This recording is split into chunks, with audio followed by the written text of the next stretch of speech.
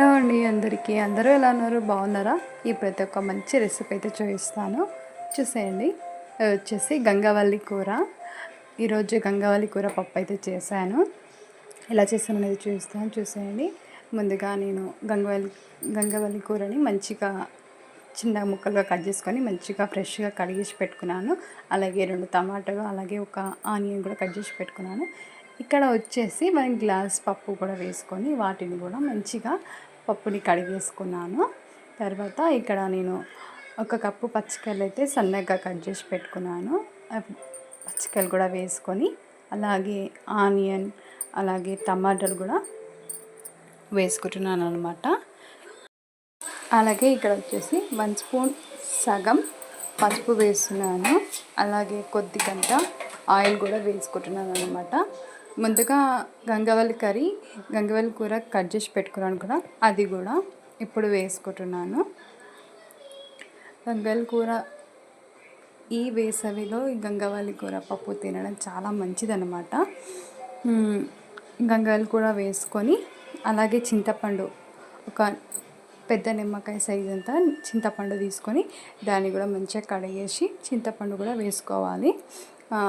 ఇందులో వచ్చేసి చింతపండు అయినా వేసుకోవచ్చు, లేదా మామిడికాయ అయినా వేసుకోవచ్చు, మీ ఇష్టం. ఇక్కడ వచ్చేసి నేను చింతపండు వేస్తున్నాను. ఇక్కడ వచ్చేసి నేను 4 గ్లాస్ వాటర్ అయితే తీసుకున్నాను అనమాట. 4 గ్లాస్ వాటర్ వేసాక స్పూన్ తీసుకొని మంచిగా అంతా కలుపుకున్నాను అనమాట. ఎందుకంటే టమాటాలు, ఆనియన్, పప్పు అంతా కింద ఉండిపోయింది కాబట్టి అంతా కిందికి మీదకి అట్లా కలిపేసి కుక్కర్ క్యాప్ పెట్టేసి ఒక 5 విజిల్ వరకు పెట్టుకున్నాను అనమాట. 5 విజిల్ వరకు పెట్టడం వల్ల పప్పు అనేది చాలా మెత్తగా ఉడికిపోయింది. చూస్తున్నారు కదా, ఇక్కడ చూడండి, ఇప్పుడు అన్నీ అయితే ఉడికిపోయాయి అన్నమాట మెత్తగా.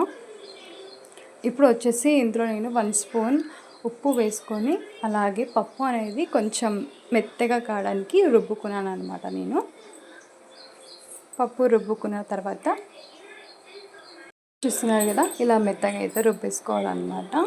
అలాగే స్టవ్ ఆన్ చేసి గిన్నె పెట్టుకున్నాను. ఇక్కడ గిన్నె పెట్టుకున్నాక 2 స్పూన్ ఆయిల్ అయితే వేసుకోవాలి. 2 స్పూన్ ఆయిల్ వేసుకున్నాక ఆయిల్ అనేది కొంచెం వేడయ్యాక ఇందులో నేను ఎండుమిర్చి వేసుకుంటున్నాను. ఒక 4 వేసుకొని అలాగే ఎల్లిపాయలు దంచుకొని ఎల్లిపాయలు కూడా వేసుకుంటున్నాను అనమాట. ఎల్లిపాయలు వేసుకున్నాక ఎండుమిర్చి, ఎల్లిపాయలు కొంచెం వేడయ్యాక పోసితులు కూడా వేసుకోవాలి. పోసితులు వేసుకున్నాక పోసితులు కొంచెం చిటపట అన్నాక కరివేపాకు కూడా వేసుకోవాలన్నమాట. కరివేపాకు కూడా వేసుకున్నాక పోసు అనేది కొంచెం వేడయ్యాక పప్పు అనేది పోసులో గుమ్మరించుకోవాలి. వేసాక పప్పును కూడా ఒక 5 మినిట్స్ వరకు మనం పోసు వేసాక ఒక 5 మినిట్స్ వరకు పప్పుని మరిగించుకుంటే పప్పు టేస్ట్ అనేది మంచిగా ఉంటుంది అన్నమాట. చూసారు కదా, గంగవల్లి కూర పప్పు ఇలా సింపుల్గా చేసుకున్నారంటే చాలా టేస్టీగా ఉంటుంది. అండ్ నా వీడియో కనుక మీకు నచ్చినట్లయితే లైక్ చేయండి. అలాగే కొత్తగా ఎవరైనా చూస్తే సబ్స్క్రైబ్ కూడా చేయండి.